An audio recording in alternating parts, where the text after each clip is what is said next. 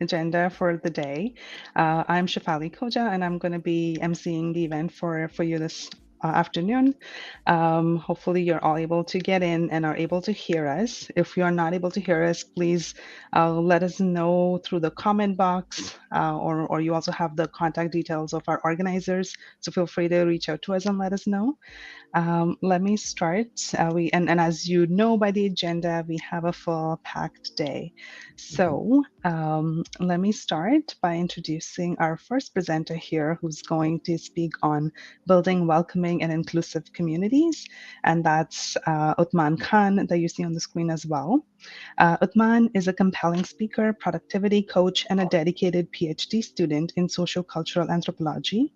His passion lies in aiding individuals in suppressing challenges and discovering their utmost potential. Uthman's journey has been a tapestry woven with diverse life experiences, which he transformed into triumphs through sheer resilience and determination. Uthman's journey is deeply informed by his religious upbringing, beginning with an Alimiya degree from Madrasa al Talim al Islam in the UK, where he developed an exceptional understanding of Arabic and Islamic sciences. This foundation, coupled with a Master's of Arts from Hartford International University, specializing in Islamic studies, uniquely positions him to seamlessly merge traditionalism with critical analysis, extracting profound insights from original texts. Uthman's expertise extends beyond traditional and academia into health and nutrition, holding license as a health and nutrition practitioner and counselor, complementing his holistic perspectives on education and well-being. Uthman is also an educator and employs a Socratic teaching style to foster critical thinking, resonating with his academic pursuits and research objectives. His journey spans from traditional Islamic education to pioneering academic explorations, each step reinforcing his dedication to preserving knowledge and advancing the understanding of religious experiences. Uthman Khan's unique combination of academic acumen, investment expertise, and spiritual depth presents a profound perspective for discussions on the intersections of race, religion, and culture. His research on the liminal phase within conservative Islam provides a vital lens through which to view the complexities of identity and transformation. So here I present you Uthman. He's an expert in this area, and Uthman, over to you. Thank you for having me, and I am hoping my voice is clear. Um, I'm just going to look at the chat and hopefully my voice is clear. Well, I'm just going to assume that it's clear. So I've been, even a thumbs up? Yeah? Okay. So, yes, perfect. Okay, thank you for letting for telling me that my voice is clear. I've been an online teacher in my own college for. I started a traditional college, the longest running online Islamic college in the world. Started it single handedly with a typical student teacher sitting under a palm tree. It was actually a student teacher sitting under a palm tree. I replayed that real life scenario. I was in Phoenix, Arizona, and there was a palm tree, and that's when I started teaching, and I decided to take teaching online. It used to be called Pal Talk, and that's when we started. And then the system is a lot more nice and a lot more. It's easier to put a nice little background behind you and to have conversations and educate people. And this is I really appreciate having online discussion and online conversation and online classes as well. It fosters inclusivity, and also it's one of those ways that we can build a welcoming and inclusive community. There's a lot of aspects to welcoming and include building an inclusive community, but I want to talk specifically in Canada and looking at challenges that we may face as minorities. Well, I mean, saying that we're a minority, it's what's understood. We understand that we're minorities, we're people of color, or there's a lot of immigrants that are coming into Canada, and there's a lot of challenges that we feel many times we may feel is not compatible with us or how we're trying to do things. So as Canadians, many of our provinces and local municipalities across Canada are becoming a lot more ethnically, culturally, and linguistically and socioeconomically diverse. The challenging this poses this changing demographic poses challenges not only for the minority but also for people trying to work with us, government as well as the municipal government and government at every level. And the changing demographics of these communities present new challenges for leaders, including trying to meet increasing demands of cultural responsive policy and services, reducing sociocultural friction caused by racism and discrimination, and dealing with the emerging tension and stress within the governmental systems. So, my presentation today will focus on analyzing the impact of the changing demographics and the challenges that many of us face. And I want to discuss the recommendations for building welcoming and inclusive communities with policy recommendations and implications for enhancing equity and inclusion within our respective communities, starting with Edmonton, where I am, moving all the way till PEI and British Columbia on the other side, going everywhere in Canada, and it's very possible. Next slide. So we're going to talk about the demographic trends in Canada, and I got this from Statistics Canada. So Canada has a rich history of immigration shaping its demographics and influencing various aspects of its society. The nation's immigration policy revolves around two main categories. You have the permanent residents, and then you have the temporary visitors. And the permanent residents in Canada enjoy many benefits similar to citizens, including access to free public education, healthcare, employment opportunities, and legal freedoms under Canadian law and the Canadian Charter of Rights and Freedoms. In 2016, approximately 22% of Canada's population was foreign-born, and 1 in 5 individuals belonged to a visible racial minority. Now, the situation is a lot more different. The numbers are probably a lot more than 22%, and a visible racial minority, I believe it would be a lot more than 1 in 5. I mean, we can just walk around outside and we can see. Now, while large provinces and metropolitan cities continue to witness an influx of newcomers, smaller provinces and cities are experiencing a growing proportion of newcomer population. So not only the big cities are getting an influx of minorities, as well as the smaller provinces like PEI and other provinces as well. So the top 12 source countries for recent immigrants and refugees include China, the United Kingdom, the United States, the Philippines, the Netherlands, Germany, Iran, India, Syria, Nepal, South Korea, of the bigger countries. And this demographic shift in smaller provinces, like the maritime provinces, highlight the changing landscape of Canada's immigration patterns, and it underscores the need for culturally responsive policies and services to address the different and the unique challenges. And the word unique here is key, because there are very unique challenges that are faced by newcomers. When I talk about the word unique, I feel it's very important because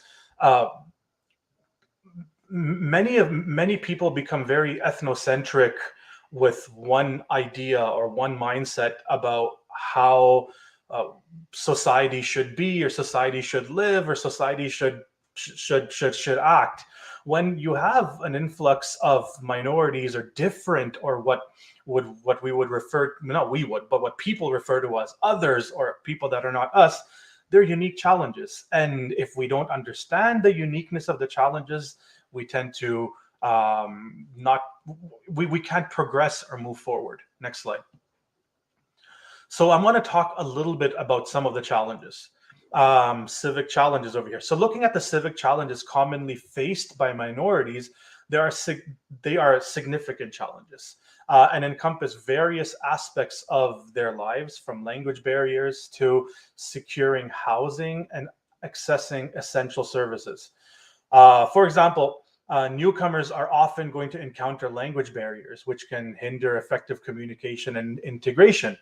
So at this point, it becomes important for Canada or our own society that we're living in to expand the language approach within our country. English and French maybe was there a long time ago. Now it's changing. And there's a lot more language barriers that are hindering communication. Now, it's interesting. The doctor's office that I go to is kind of down the street. When you call them, it gives you a prompt. Press 1 for English, press 2 for Punjabi, press 3 for this, and then they just keep on going with a few languages, which is good, and I feel this is a good move forward.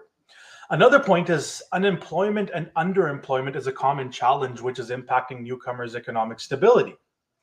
A third point is racism and discrimination. Unfortunately, and we've had this really interesting and fiery discussion Friday night, it still persists and it can create sociocultural friction.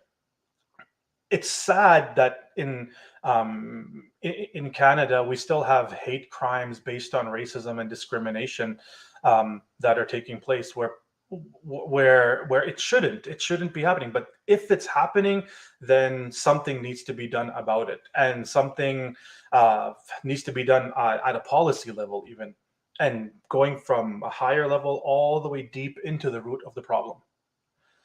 The next point is exclusion, inequality, and poverty are hurdles that newcomers are going to face as well as minorities.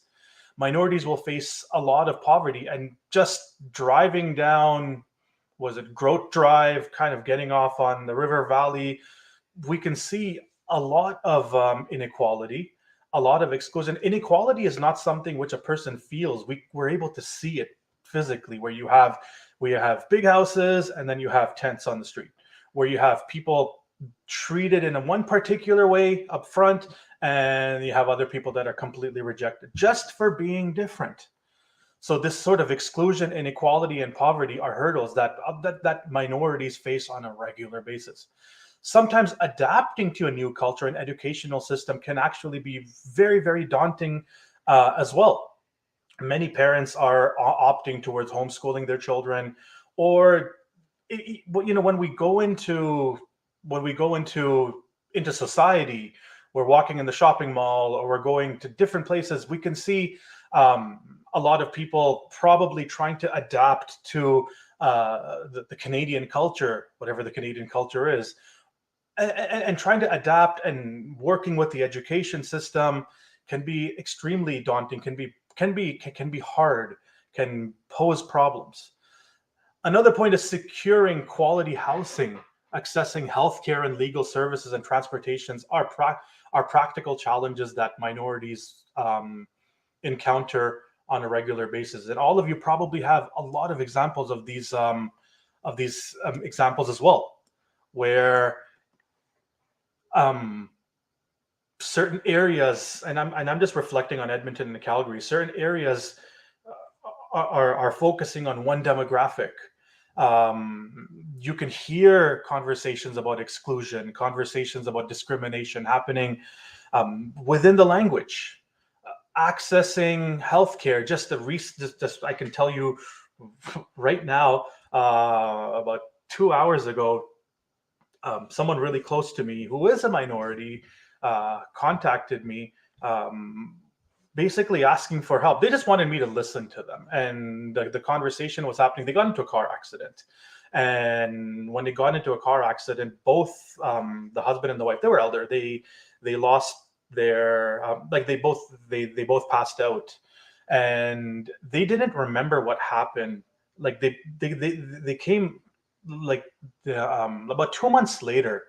The man he started to understand what was happening. Like, he lost a lot of just lost the capacity to think, and there was a lot of like, they were in the hospital for a long time. Like, the word's not coming to me, but what happened was that because of their situation, they were not aware, but they got hit really badly. They were both in the hospital. They're both unconscious. The system, and I don't want to take any names, recreated the accident in a way that put them at fault for the accident, and there was no way for them to actually go out and seek support to prove that it wasn't their fault, even though Google Maps, or Google tracks everything, was shows exactly what happened, where the accident took place. It was so bad, the situation, that the accident took place here, and they positioned the accident over there, like about 2 kilometers away, just to put them at fault. And these people were a visible minority, and they had no way to go to anyone, even go to a lawyer. All the lawyers were saying, well, we need to, it's going to cost you this much money. As a minority, they don't have access, inequality, and poverty. And now they're just going to have to live with the fact that they were put at fault for an accident that never took place. And I had to sit there and listen. I'm sitting there thinking, I'm like, I have to give this lecture about inequality and exclusion, and it's sad, and it's happening on a regular basis. Next slide. So now let's talk from another perspective, refugees. So you can move on to the next slide. So it's important to note that refugees, given their experience in conflict zones and limited preparation for relocation, may face even more acute challenges during their integration journey. And we know that a lot of refugees have come into Canada. Now, research tells us that the initial years of transitioning to a new society are critical. And during this time, newcomers develop cross-cultural identities, are trying to fit into society, they're forming perceptions about this new environment that they're living in. Belongingness and the feeling of fitting in and being accepted is fundamental to their success and positively influencing social cohesion, employment opportunities, and overall well-being. Becoming welcoming and inclusive community is urgent for governments who are bringing refugees in and supporting and helping refugees, especially for governments, policymakers, and practitioners. It supports the development of newcomers and fosters a more equitable and inclusive society for all citizens, regardless of their backgrounds. So building off of this, I want to talk about the others' challenges. I'm going to talk about this from a few perspectives. So the first one, I want to break this up into 3 categories. Number 1, perceptions. Number 2, exclusion. And number 3, inclusion. Regarding perceptions, what you're thinking, how you're assuming, Canada may be a friendly place with warm interactions in public places. You can go everywhere. You can go to the library, you can go sit in the mall, and it's really, really nice. However, these interactions rarely go beyond service level greetings for a lot of people who are a minority or the other. In other words, many people don't feel genuinely welcomed and will often feel like outsiders, even in conversations where, by default, if you are a minority, you are an other, you are an outsider, and you will not genuinely feel welcomed the way someone who is an insider may feel this way, and even be labeled that way. So this is going to create a disadvantage. And there was a conversation I was having with a few of the speakers last Friday night. Just the fact that we label a certain thing automatically assumes the opposite. In other words, if society is gonna other a particular minority, that creates a hierarchy within society. And people are not going to genuinely feel welcomed because this concept of othering is built into society. And they're not going to feel welcome. They're going to feel like outsiders. It's going to create a disadvantage in job hunting, because now not only are you going to be discriminated against by the big corporations or companies that want to hire you, but you yourself are not going to want to go because you might feel intimidated. Business opportunities are not going to come to you that fast either, because, well, why would I buy from this Arab person who may be connected to this, like, perception, understanding that people may have? Or why would I buy from this person? Maybe they're going to cheat me like this. Again, a lot of these systemic racist perceptions that are there within the language, within conversation. Not able to disadvantage at job hunting, disadvantage in business opportunities, as well as disadvantage in building social connections. Next slide. But there are the others challenges, which is called exclusion. So these are particular areas where the person who is the other, and when I say the other, I'm talking about the minority, are going to face exclusion. So those limited services are always a challenge. There may be organizations that are there, but it's not common. It's not common to have organizations at a high government level. It's slowly changing, and I'm happy about that. But it's not common without getting the feeling of being othered. So these support services exist, and it's a really good thing. I mean, it's gone very far. Where it is now compared to 20 years ago, 30 years ago, bravo, really good job. But we can do better, and the government and society can move in a positive direction by creating more services this way. That's what I mean by limited support services. Also, unrecognized foreign credentials are hurdles for professionals among newcomers, preventing them from pursuing their original careers. Which is where universities would need to get involved. Foreign credentials are not recognized, so you have people who are doctors, who might be lawyers, who might be scientists, but since they're a visible minority, perhaps there's a perception that they're not as good in their credentials. They can't they can't help people who are sick. They're not able to take care. Sure, there might be a culture that, within Canada, but instead of having them to go through a whole degree, this is something that probably needs to be discussed at a university level. And the credentials, foreign credentials, it's a big problem. Like I'll give you an example. I have my traditional education. So I have an undergrad from the United Kingdom. It was from a traditional institute. It wasn't an academic institute. Now, my credentials were very interesting because when I was talking to the university professors, it's funny because I normally go about boasting, and my wife said you shouldn't do this because in the middle of grade 6, my parents pulled me out of school and they put me in a boarding school in England. So I didn't even finish grade 6, and now I'm in my PhD. So it's very interesting. So I haven't finished grade 6. I don't have I haven't completed high school, so I don't have a high school diploma. I've just taken one grade 12 English course because I thought I needed it to get to university. So it posed a major problem for me where I was like, I'm really smart.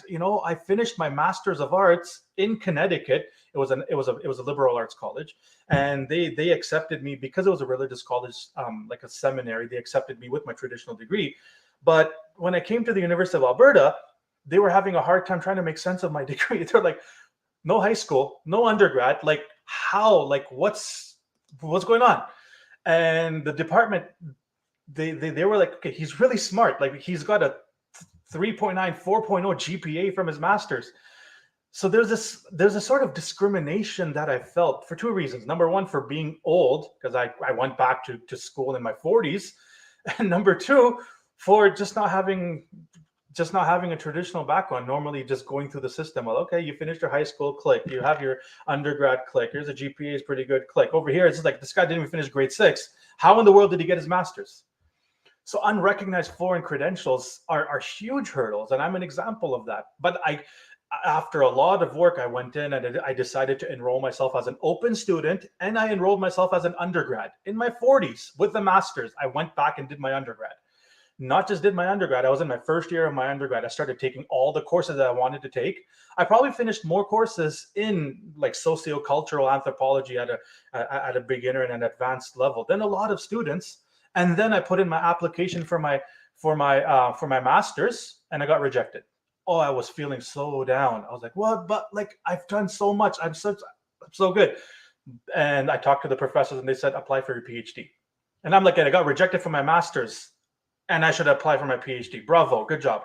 I applied for my PhD the next year after taking more courses, getting A's in all of my courses, and I got into to my PhD. But it's not that I got in. Bravo to me. Good job to me. It's not that I got in. There was still a hassle. So the department enrolled me into the program, and the graduate studies, they were like, but what about his undergrad? So I got in very early in February, and it took many months after that for a little argument and a fight to go on, or some sort of conversation to happen behind the scenes, which was causing me so much anxiety, just for me to actually officially be in the program to such an extent that I went and I sat down again as a visible minority, because of which I almost got threatened to be taken out of university. I sat down on the stairs of graduate studies, and I sat there, and people were walking in, were looking at me like, who is this? Who is this person? This homeless person looked homeless, because I was like, my hair was everywhere, just sitting there like, I just want to talk to someone. And eventually they saw that I was being annoying. They got me, and as I was talking to the person, well, they sent me away at first. They're like, come on Zoom. So I went out and I called them on Zoom. They want to talk to me in person, face to face. Like, I felt so bad. It was hurting me, because I was like, the department caught me in and I can't. And what happened is I called them on Zoom, and like, as I was complaining, they went and sent me the letter of acceptance. And I was so happy. I was so happy. And my wife gave me a big hug, and she said, you realize the system discriminates against people without foreign credentials. I mean, with foreign credentials, it poses a big problem. I thought I'd just give you the kind of story, just give you some perspective. Public services encounter difficulties in interaction due to linguistic and cultural differences as well. Just because a person doesn't speak perfect English doesn't mean they're less smart. Youth face employment discrimination. Look at look at what's happening all over with the natives, and just discrimination. Newcomers have difficulties accessing healthcare, education, and much more. The absence of newcomer voices in public decision makes public decision making is very, very evident. There was an inclusive, not this conference. There's another conference happening in Saskatoon, and it was interesting. I was they wanted me to speak there. It's a big conference, and they wanted me to speak there. A few people, they're like, yeah, you're a public speaker. You talk about challenges, because I was homeless and I got myself off the street, and now I'm doing a PhD. I'm an academic dean of a college. So they said, you have a good story. But then the people in charge of the conference, they said, no, we really don't want him to speak right now, because of whatever. I felt discriminated against, which was fine. It was too hard for me to travel there anyways. But then when I looked at the speakers, all of them were one demographic, promoting greatness or being awesome. It was just one demographic, which said a lot to me. So it makes it very evident that the absence of minority voices in public decision is very, very evident, especially when it comes to change. Next slide. Now, I'm not saying it's all bad and there's so much bad stuff. There's a lot of inclusion There's a lot of inclusion, which I refer to as the others challenges, part 3, inclusion. The municipal government's leadership is pivotal in supporting newcomers through various initiatives. So alignment with existing priorities and networks helped address rapid demographic changes. Integrated immigration settlement on services government agencies can effectively assist the other. And there's a lot of this going on. So this is really good. Efforts to enhance newcomers' social capital and connections are evident, promoting unity and belongingness, even though it's little. Like I said, it might not be 100%, but something is better than nothing.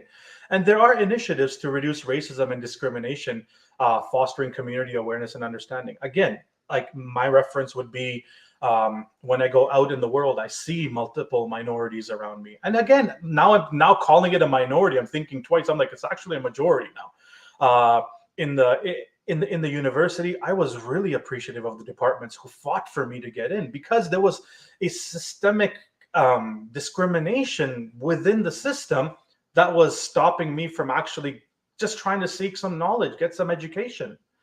So within the university, was really happy to see the various departments that are challenging this, and systems that are in place within the university. So initiatives to reduce racism and discrimination are being launched, and it's causing a lot of awareness and understanding. So these findings highlight both the challenges and the opportunities in building inclusive and welcoming communities. They underscore the importance of collaboration, leadership, and proactive efforts to create a more equitable and integrated society for everyone. So, what are some recommendations? Next slide.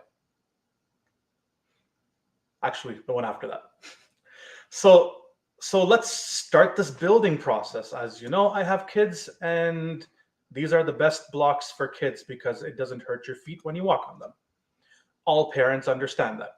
So let's explore our recommendations for strengthening civic capacities and building more inclusive and welcoming communities. These strategies are essential for fostering all residents' sense of belonging and equity. Number one, develop a strategic plan for inclusion and equity. So provincial and municipal governments should create a strategic plan or action framework to enhance inclusion and equity. And it should be out in the open. Like, as minorities, we want to see it. We want to see conversation happening about this. We want to see, not, I don't care, like for me, I don't care about billboards. I don't care about putting it on the news. I don't care about that. I actually want to see something happening within the government, which was really beautiful. What we saw in COVID, at least in Alberta, that there was female voice that was out there, especially with the health ministers. Many provinces in Canada had a different voice now. That was really refreshing to see. Different voices and different minority voices were starting to come out. This vision must be integrated into all council documentation and planning, with a commitment to serving as a role model for others. Now, one point here is this requires, and there needs to be a think tank. There needs to be a think tank that is working with the MPs, with the government, but there needs to be a think tank up on top, focusing on plan for inclusion and equity. Number two, creating a shared vision and action plan. Municipal government should engage all community stakeholders in developing a shared vision for an inclusive and equitable community. And this vision should be reflected in all key public policy areas to inspire collective action. So if there's some sort of public policy, inclusion, equitable community should be a section on it. It should be very clear.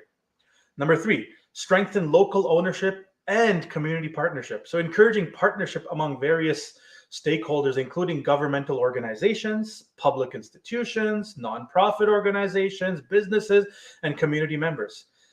Engaging in cross-sector stakeholders is crucial for addressing inclusion and equity.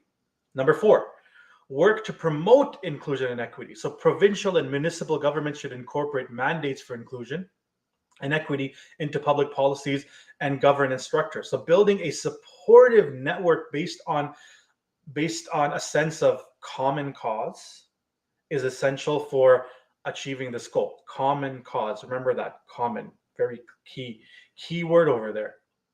And the wording is important as well. Finally, number five, creating more opportunities for education and awareness. Education, awareness, and awareness programs are vital for increasing public understanding of immigration policies and newcomers' needs. Cultural understanding and effective communication are critical components of a welcoming environment. Understand the culture, understand what people are going through. Before the program on Friday, they had the African drummers that came. It was beautiful. You can see the culture, you can understand it. You're immersing yourself into it. Number six, strive for a better coordinated refugee settlement. Consider placing refugees with higher needs in larger communities that have more services. Smaller communities may need more resources. So for the government, instead of sending, it needs to be strategic. There's a lot of work that needs to be done in this. Number seven, challenge language inequality. So address language barriers in policy, planning, and services. Here's the thing, very straightforward. Sometimes what you understand in one language can be understood differently in another language. There's metaphors that we may use over here in the West. That's very different metaphors that are used in a different community. If we're gonna, if within government or people who are in a position to make change, if they're addressing language barriers doesn't necessarily mean put it in a different language, but even the language that we're using um, can be very, very crucial. And a lot of our language has innate, inherent discrimination within it. Promote linguistic awareness, encourage the teaching, learning languages other than English and French, and celebrate linguistic diversity. By implementing these recommendations, we can create a more inclusive and equitable society where everyone feels welcome and everyone feels valued. Next slide. Now we're going to get straight to policy. So building welcoming and inclusive communities requires a comprehensive approach. And here are the critical policy implications. Number one, a shared vision for inclusion and equity. I recommend articulating a shared vision with clear goals to reduce racism, discrimination, and exclusion. Shared vision. Shared means with everyone. This vision should be integrated into public policies, municipal council, school board planning, with a public commitment to its realization.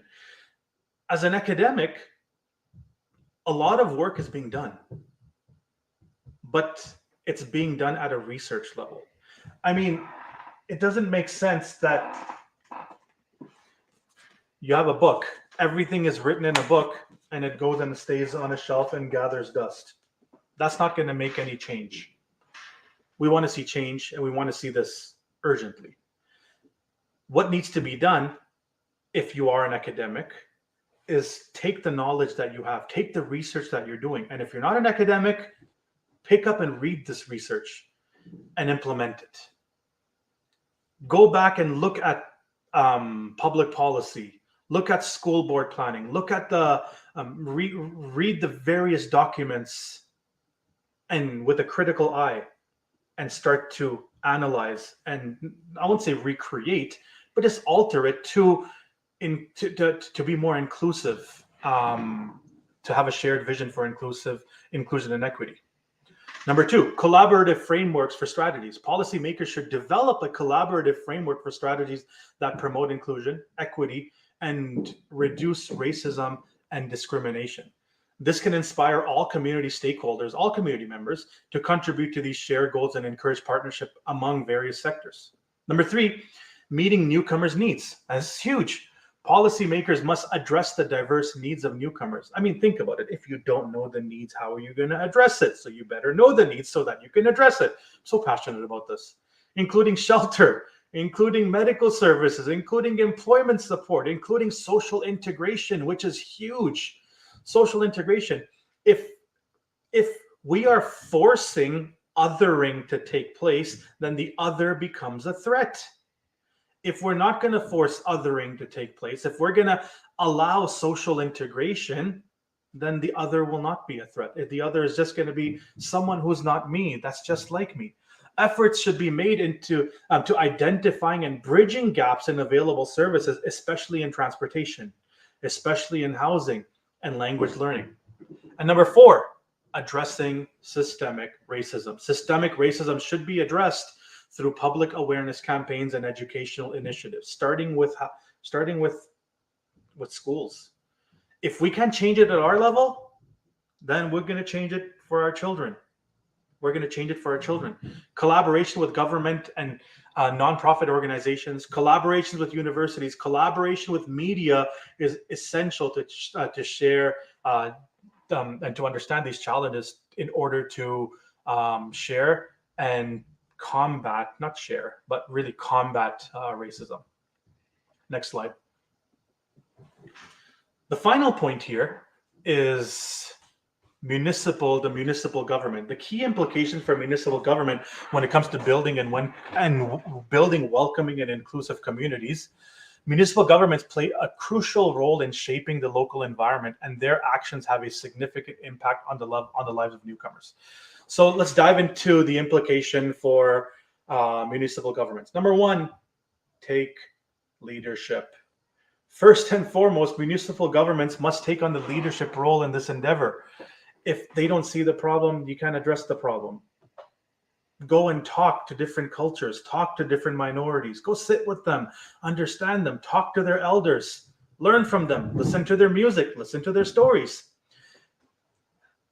They need to actively lead the way in creating a welcoming and inclusive community. And here's how they can do that. Number one, foster consensus among local actors. And this includes government, educational institutions, business, nonprofit organizations, and communities. Building a shared vision for inclusion and equity is very important, and municipal leaders should facilitate discussions and collaborations among these stakeholders. Another point is to allocate resources. Municipalities should allocate resources to build cross-cultural understanding. These cross-cultural understanding should not take place in small little rooms here and there. It needs to be bigger. This includes providing training and education for both public and governmental staff. The government needs to understand this. Have workshops. It just takes 1 hour to learn all the language. I mean, the language that is used or the terminology of a particular minority. They should also allocate resources to provide culturally responsive services to newcomers. The government also, you need to demonstrate commitment. It's crucial for municipal governments to demonstrate a commitment to equity and inclusion in all aspects of their operations. The second point is raise public awareness. So the next important is raising public awareness about immigration, about diversity, about minority, and the value of diversity. Municipal governments can achieve this by collaborating with various sectors. How? Collaborate with sectors, engage with sectors such as education, businesses, nonprofit organizations, as we talked about. Marketing campaigns. Launch marketing campaigns that emphasize the positive contributions of newcomers to the community. Honestly, I'm a business, I run a business, and marketing costs a lot of money, but they have the money. Do it. It's going to become a lot more inclusive. These campaigns can also address common misconceptions and promote cultural understanding. Another thing that a lot of people like to hear, stories. Everyone wants to hear a different story. Share success stories to increase awareness of diversity and inclusion. Municipal governments should share success stories of newcomers, highlight their achievements, and showcase how they've enriched the community. What this would do, it would sift out the haters from the ones who are not haters. The third point over here, which is the last point here, is culturally responsive services. So lastly, the municipal government should provide culturally and linguistically responsive public services to reduce access challenges for newcomers. And here's what can happen. Technological solutions, implement technological solutions such as multilingual websites.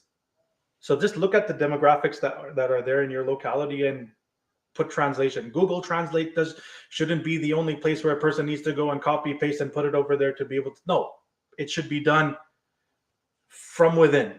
This makes it easier for newcomers or minorities to access information and services. Additionally, expand public transportation services and adjust schedule based on newcomers' needs.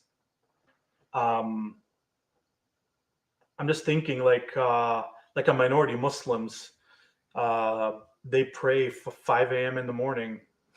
Maybe start the transportation early. I don't know what time. I don't take public transportation, but something like that. You could figure it out. The second point is engage newcomers. Actively involve newcomers in economic and political decision-making processes. This engages that programs and activities offered by municipal governments are inclusive and align with the needs and aspirations of the community. Funny story. Have you guys gone to a lot of these pizza stores where they have the tandoori chicken pizzas, where they have the pizza and they put like butter chicken or they put tandoori chicken on top of it? So when you have a lot of these, these are examples of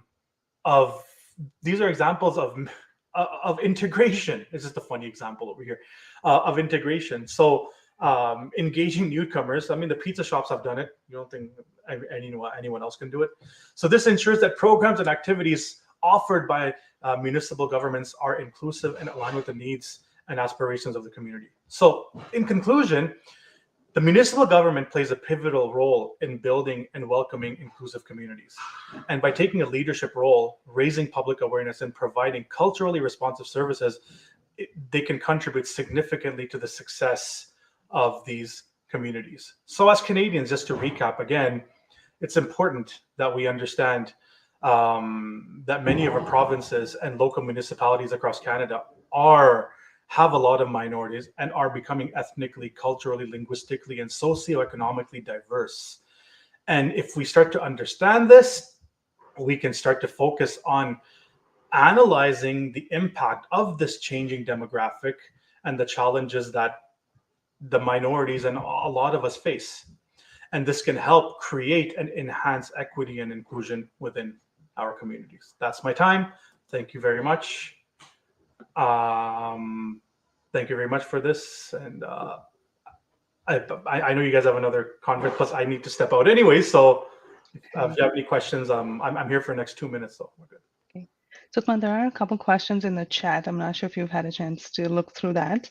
But thank you so much for your time today. I think you've given us lots to think about, talking about the shifting demographics in Canada, the impact on newcomers, refugees, and, the whole impact when it comes to the barriers around employment, language, housing, poverty, and also kind of thinking about what does othering mean, and kind of you unpack the idea of the other, and how can it be applied to policy and government and strategy levels. So those are some really great points for us to think about, some really good nuggets there.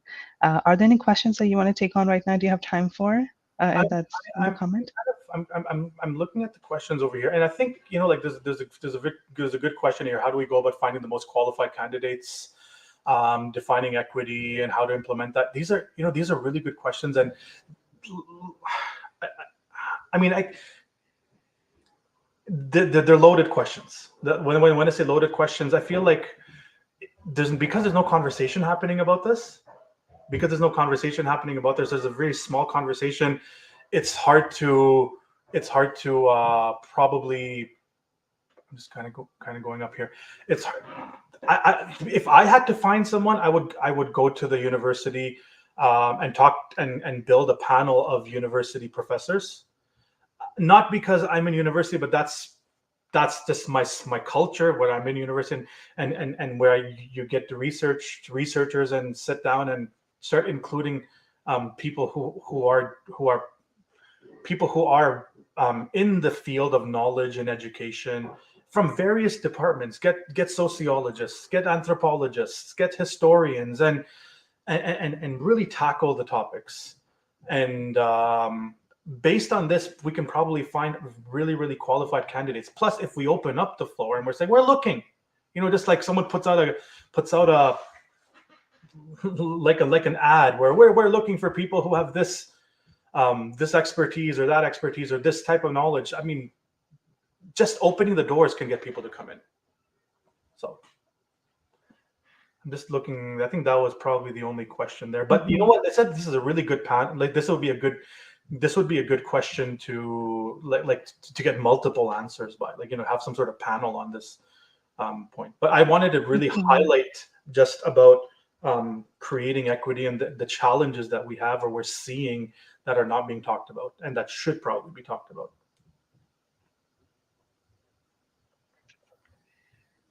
Okay, awesome. So thank you so much for your time here, Man, and give us a glimpse of what it could look like and some potential ideas to consider. We will now take a few minutes break here, and we'll be go live again and with a panel discussion that will be coming up at 2:55, so in 5 minutes here. So we'll just take a quick short break. Feel free to stretch your legs, grab that water or coffee or tea, whatever that looks like. And then we'll be back here again. Thank you. Thank you. Thank you, Man.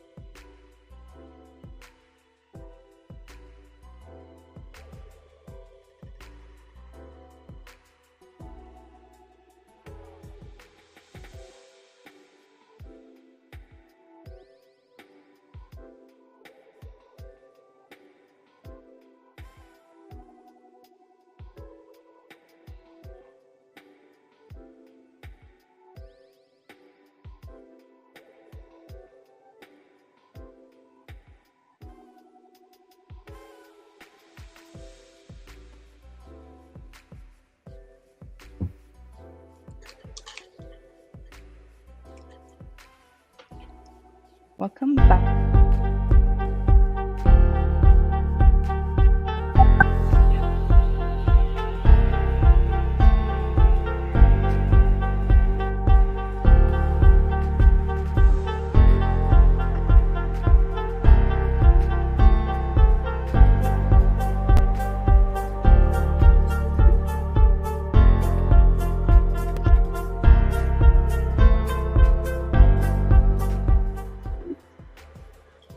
Welcome back, everyone. It's a pleasure to invite you to all to this panel conversation around unconscious bias, cultural bias, and systems bias. And we have four folks joining us on this panel here. I'm going to introduce each one of them one by one. So we have Fatme Kaluti. She's a CCIP accredited, certified, and is the CEO of Kaluti Consulting and the Senior Advisor of Diversity and Inclusion at Canada's largest healthcare systems and fourth largest employer. Fatme brings 12 years of experience working in community advocacy, well-being, resilience, and equity. Starting her career in frontline advocacy for individuals, Fatme progressed into community-based action and landed in a large-scale policy and systemic change. In her current role, Fatme leads organization wide initiatives, collects data to operationalize DEI strategy, conducts DEI audits and reviews, engages with stakeholders, coaches, senior leaders on DEI concepts, and aids employee recruitment, retention strategies for over employees and contractors. Further, she has chaired multi-sector committees, provided consultation on government policies, developed employee education and training content, and featured as a keynote speaker at events and conferences. Will also give me a quick overview of Kamel Dundas. Kamel is an award-winning Canadian journalist and corporate educator specializing in allyship and anti-racism education. She's the founder of the IDEA Practice Inc., a community of professionals helping deliver Canada's first corporate micro-credential in workplace diversity, equity, and inclusion.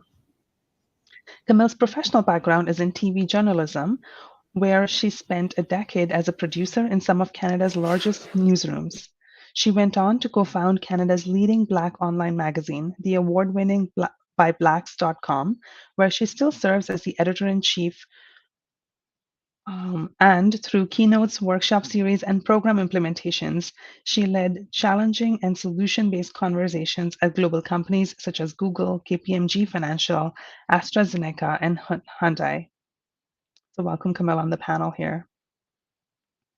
The third person I want to introduce you to all is Shalini Sinha. And if you've had a chance to attend the session on the conference the last couple of days, Shalini was also moderating, and it was wonderful to meet her in person as well there. Shalini is the Chief Equity, Diversity, Inclusion Strategist at Inclusive, and a seasoned activist and leading expert in anti-racism and anti-oppression work. Shalini was born the child of immigrants and herself became an immigrant twice in her lifetime. She is an out queer leader, proudly disabled, and a nurturer of young people. Shalini firmly believes in entrepreneurship as a powerful tool for driving social change. With a background in academia, she conducted extensive research in the intersection of gender and racism and currently teaches gender studies at McEwen University. Shalini is also a published author and a sought after keynote speaker at conferences. Beyond her professional endeavor, she is an active in grassroots community endeavor, often wearing multiple hats. She chairs the City of Edmonton's Anti-Racism Advisory Committee, playing a pivotal role in shaping the city's groundbreaking anti-racism strategy. Additionally, she chairs the board of the Pride Center of Edmonton, advocating for an anti-racist perspective within the prominent 2S LGBTQIA+ organization. Shalini is dedicated to providing consulting and coaching services to leaders and entrepreneurs who care about climate and social justice. It's wonderful to have you on the panel, Shalini, as well. And the next person I want to introduce you is Sal Salima Koja. Sal is going to moderate this great panel discussion here. And Sal is a CPA by profession with master's degree in commerce, speaks 5 languages, loves nature, and has a naturally curious mind. Over 2 decades of progressive national and international experience working in the banking sector, not for profit organization, and all three levels of government. Associated with volunteer organizations working towards upliftment of vulnerable sectors of society and refugees. As sessional instructor, she has instructed soft skills, technical subjects at post-secondary institutions, led speaking engagements on diversity, equity, and inclusion, conflict management, and conflict resolution, and very passionate about DEI. She has lived experience and very passionate about the work that she does and has worked with individuals from diverse backgrounds and has varied experiences nationally and internationally. And she hopes to make a positive difference and add value in everything that she does. It's really excited for me to, welcome her and welcome the panel. And Salima, I'll leave you to lead this moderation here. Thank you, Shefali. That's very kind of you. And it's my honor to host this discussion with all you wonderful ladies. So let's begin without further ado. So this question is about, how do you define unconscious bias, cultural bias, and systems bias? Now, I'll leave it up to you if you want to pick one or, and then go first, and then the other one can pick another one and then go from there. And you can even use example to explain this, whatever you prefer. So, Shalini, you're smiling, so I might pick on you to go first. Perfect. Thank you. Thank you so much, Salima. It's so wonderful to be on this panel together with my colleagues here. And I'm just actually really loving seeing a panel that's all women. The world wouldn't go wrong if we did that every time, all the time, but just saying. And so how would I define unconscious bias, cultural bias, systems bias? It's a great question, and it's great to start with clear definitions. I think the way my mind works on these things is I just try and help people understand that the structures of inequality that we have at the moment, that we've inherited them over centuries and centuries. And people don't really understand that they did start with very clear agendas, very clear actions to create and spread false information about people, false narratives. And that has been done in order to control people, invalidate people, and control resources and land to funnel them from all the people to a very few people.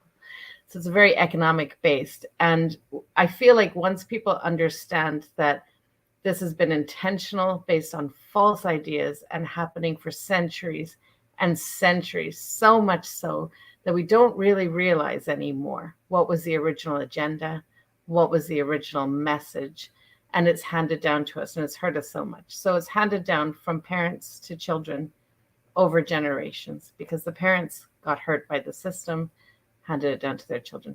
So it's just my point of saying we're not conscious about these structures, and they affect us at a very personal level. We don't realize how we actually learned it as human individuals and in our lives.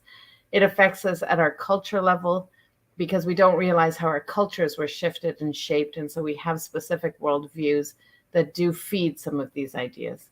And it's replicated in our systems, in our institutions, our policies, our laws, our regulations, the ideas we take for granted, and we're not noticing them. So I know sometimes I come from a different point of view and I give like a broad base, but that's the piece I need people to understand, is that this was intentional, it was clear, it was going on so long that we do not see all the ways it affected us, and it's affected us personally, culturally, and in our legal systems. Great answer there, Shalini. Thanks for that. Salima, I would say I think the average person has probably done some level of unconscious bias training at work. So we've probably all seen those explanations and statistics about how our brain receives 11 million pieces of information per day, but we can only process like 40 pieces of them or something. So biases on their own aren't inherently bad. They are sort of like a neural necessity for our brains to process things. where they get us into trouble is when they start to impact the decisions, our judgment, and then particularly in a workplace setting, the decisions that we make in the workplace. Cultural bias is a type of implicit bias. And I would say systems bias you can think of. So you can think of unconscious and cultural bias, any type of bias, as more like interpersonal, the things that we think and say and do in engaging with each other. And then systems biases is how is the way that our systems interact in order to produce these cumulative inequitable outcomes, which is what I think Shalini is really pointing towards in her comment. And an example of that is, we can look at the justice system as a very good example of that, right? So the cumulative negative or inequitable outcomes, for example, I'm in Ontario. So in Toronto, for example, we had statistics showing that the Black population makes up only 8% of the population in Toronto, but Black people in Toronto are 20 times more likely to be shot dead by a police officer. They also make up 70% of fatal interactions with police. So interpersonal judgments, thoughts, opinions may happen to produce those negative outcomes. But it is the way that the system of policing, the system of justice supports and upholds and really excuses or glosses over the individuals who hold those biases. If we were to the reason why we need to look at systems is because if we were just to look at policing, for example, in isolation, that wouldn't solve our problem, because we still have a whole other several other systems, rather, like our court system, that can uphold that same bias. Right? So if we're only looking at like what police do and let's get all the police officers bias training, but then that person goes to court and then we have statistics showing us that Black people get sentenced more harshly than white people for the same crime, for example, then we still have a problem. So this is why we need to really examine how our systems interact in order to uphold biases and therefore uphold inequitable outcomes. Great points. Fatime, would you like to add to this? Sure. Hi, everyone. And I know there's not much to add after two fantastic kind of definitions and explanations. But what I will say is that bias, although there's the explicit and there's the implicit, there's the one that you're aware of, the one you're not aware of. We know that we all have it. We know that the more we act like we don't have it, it just kind of furthers the harm of the bias that we have.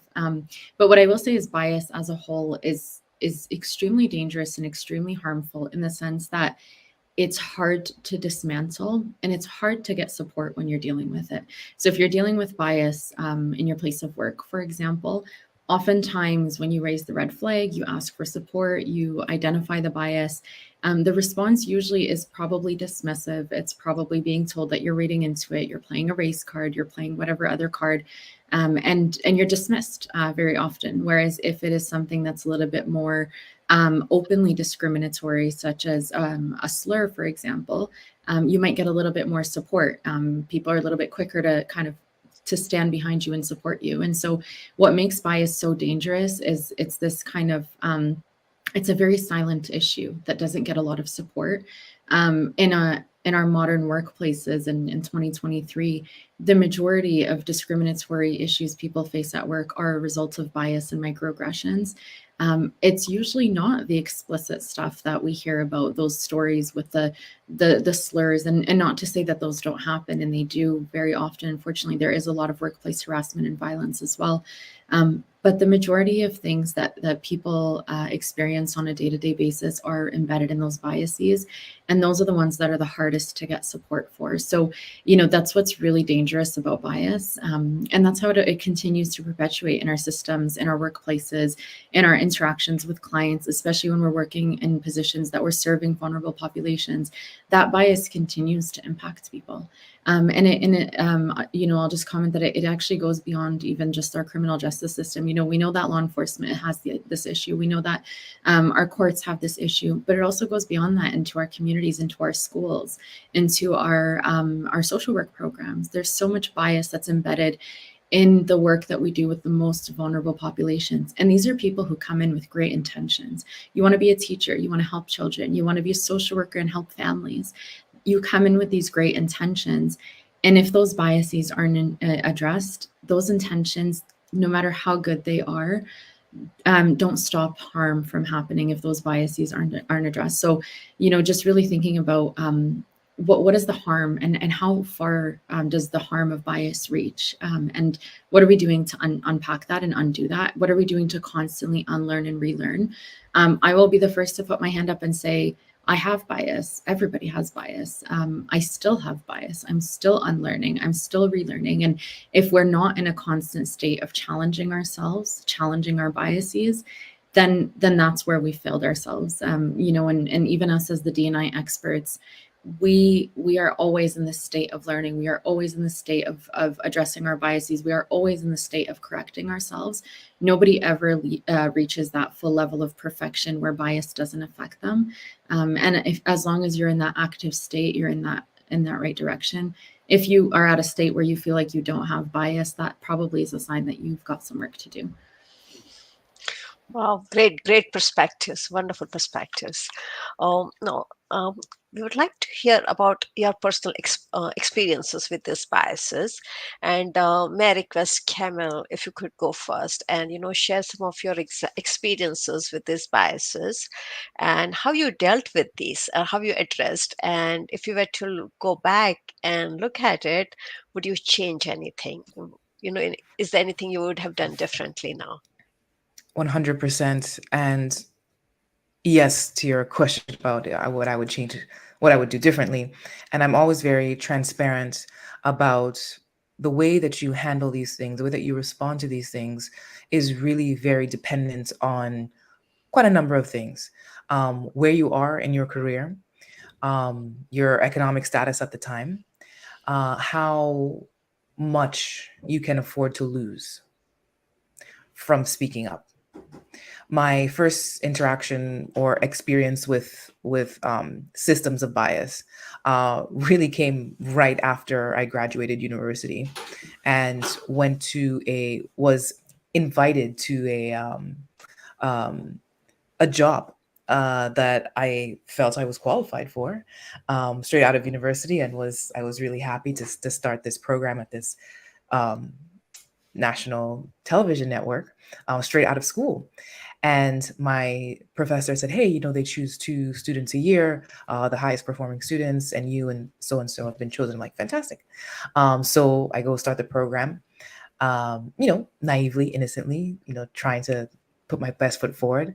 And then noticing that people were making comments that I couldn't really understand, like asking me, oh, you're here because of this program, right? I just kind of keep making reference to the program as if it was something that they were annoyed with. And I couldn't understand why I was being treated as something to be tolerated, as opposed to something, or someone rather, to be supported and to be nurtured in this. It's my first job straight out of school. Only until I, by accident, found out that the program I was on was a quote unquote diversity program. And I guess people just assumed I knew, or just no one bothered to tell me. Maybe they didn't think it was important. But it's rattled my confidence. It really shook me. I remember seeking out the one Black lecturer that I had at school who also happened to work there. And I went to him in a puddle of tears saying, what do I do? Like, how can I continue working here when now I know everyone's looking at me? Like, oh, the poor Black girl that we had to hire, and we can't wait till this program's over so she can get out of here. We can get on with our work. And he put his hand on my shoulder, kind of like shook me out of the tears and said, listen, that program may have been your foot in the door, but it is not the reason that you are here.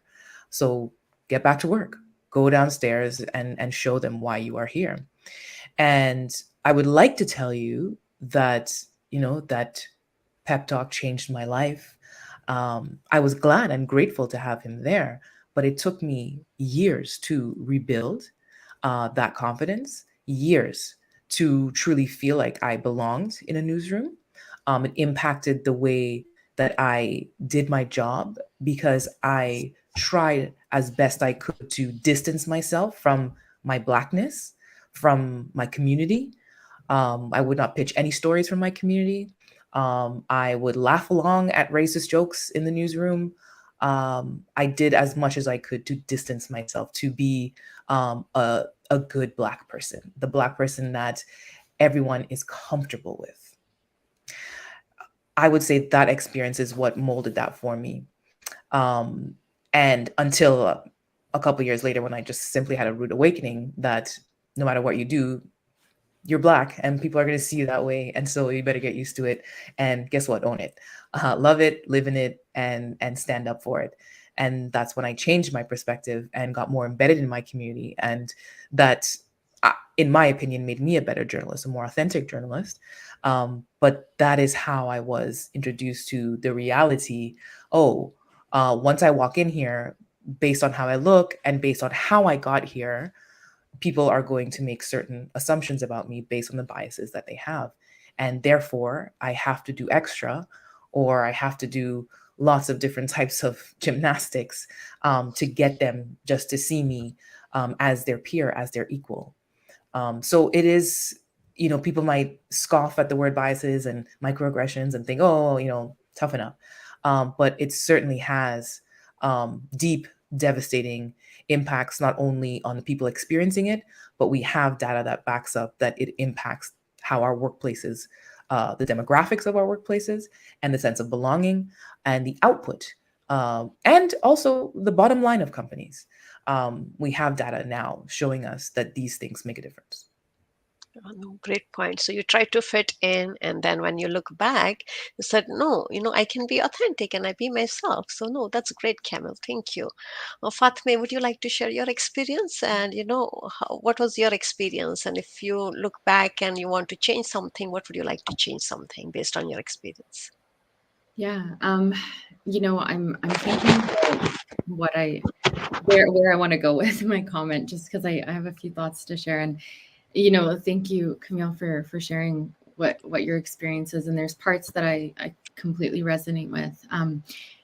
Early on in my career, I dealt with a lot of bias and assumptions around my identity as a Muslim woman. A lot of assumptions on what that means, how I show up to work, how I interact with others. And I also came as somebody who was fresh in my career and didn't have the confidence to advocate for myself. I didn't know what to do, what words to use, and how to set boundaries. And so I did let those biases affect me. And that is something that came up quite a bit.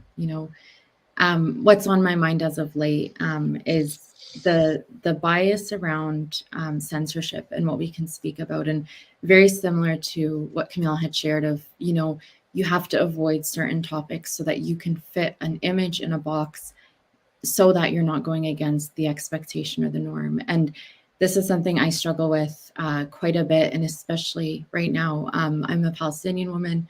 My dad is a refugee who left Jerusalem at 9 years old on the back of a watermelon truck. What's happening in the world is very personal for me. And I have this fear of talking about it every single time. Even now, bringing it up, it's all the nerves of how are people going to interpret this? Are people going to accept my identity as a Palestinian woman, as a Muslim woman? I find that a lot of times we're met with this resistance of speaking about these issues because we don't want to go into controversial topics. We want to avoid things that we don't know about. So we're like, let's just not touch it with a 10-foot pole. And what we're trying to do by doing that is create safe spaces. But what we end up doing is leaving people out where they now are scared to be who they are and to talk about the things that are important to them. I've heard about this a lot in my community this past 2 weeks about people being scared to speak up about what's happening without it being labeled as something else. And that's something that I've experienced and I fear on a day-to-day basis. We know that for us to continue operating in a corporate world or in certain professions, we need to continue to fit within certain boxes. And if we don't, we will be pushed out very quickly because it was so hard for us to get to where we are to begin with. And that's not okay, especially in diversity, equity, inclusion spaces, that we have to fear talking about certain issues, advocating for ourselves, for our communities. What pushes me to continue to do it is when I do talk to my dad about what's going on. He carries that trauma with him every day. He's been in exile from Palestine since he was 9 years old. He's never been able to go back. He's watching the news unfold. He's carrying that trauma. He's also elderly. He's also sick. And so when I watch his reaction to what's going on, I feel that responsibility to speak out, and the position and the privilege that I have to be able to do so, to leverage that privilege, to leverage the voice I have, the language and communication skills I have that my dad might not be able to do as comfortably in English. Although he's very well spoken and can confidently speak about the topic, he can't do it in English. And so I feel that sense of responsibility to the privilege that I have to then speak up. But I also feel that fear. And, it's something that a lot of people struggle with presently for right now, in other contexts, when the world is responding to other issues. It's a constant shifting and changing thing where people have to feel that they can't bring their full true selves to work or to the workplace to talk about what's going on. And it is very harmful for us to expect that of people, to say, leave your identity at home when your identity is such a huge part of who you are and what's on your mind and how that affects your well-being, especially when there's things happening in the world. And so, I really, resonate and echo with what Camille said about having to pick and choose what you're able to talk about, and finding that fear. And in there somewhere, it's also finding your voice to overcome some of those fears. And I recognize that I have the privilege to be able to do that, but not everybody does. And a lot of people do live in silence, and a lot of people do live in fear and keep their head down and avoid talking about certain issues that are important to them. And that needs to change. That's not okay. Great, Fatima. I'm so proud you bring this up. So very thankful for bringing this up. Great points. Shalini, would you like to share your experience? Sure. Yeah, thank you. I'd love to. And I just want to hold space for the stories that my fellow panelists have shared, which are really painful, and also stand in solidarity with what's happening right now with the conflict. And I hear what you're saying, Fatima, how I've heard this from other close friends who are Palestinian, this fear to be heard and seen and be who you are. And if I can just take a moment to say, there's such an important role here for allies to Jews and allies to Palestinians in this conflict. The world is so profoundly confused about anti-Semitism and the occupation and infringement of human rights and the incredible oppression that Palestinians are facing. And unless people are working on both these issues, understanding and undoing anti-Semitism and understanding the situation, that the incredible oppression and human rights situation that Palestinians are explaining, we are not functional as a world community to create space and support and stand up against this. It's one of the most incredible human rights infringements in the world. And, I try and explain to people that Jews and Israelis did not create this situation. Part of anti-Semitism is that scapegoat and blame. The Allied forces, the British, the Americans, mobilized and created this situation, and then supported and funded traumatized people to whom they said, hey, point your trauma in this direction at this people. And in Palestinians, and I know, I appreciate that this is trouble. Speaking of this, there's so much money and politics around how we can Colonism, right? I mean, how can we forget the colonism, right? And it's people are dying.